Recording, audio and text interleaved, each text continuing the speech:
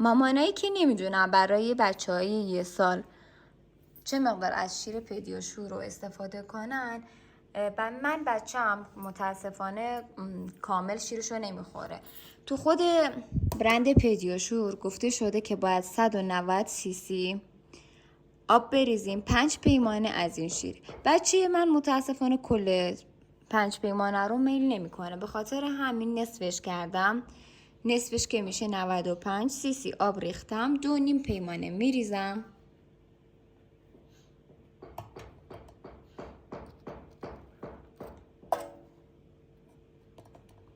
این 2 پیمانه نصف اینم که بریزم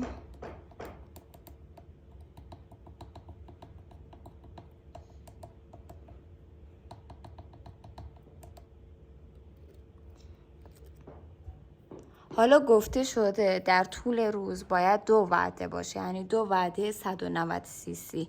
حالا که من اینو نصف کردم میشه 4 وعده در طول شبانه روز که من اینو باید بدم به هر ماه کوچولو، که امیدوارم واسه وزندهی خوب باشه، که ظاهرا ویتامینایی که داره خیلی زیاده و هم واسه وزندهی و قد مفیده. حالا من بعدا تجربه‌مو از مفید بودن یا غیر مفید بودنش میذارم براتون. فعلا این طرز استفاده کردن از شیر پدیاشور.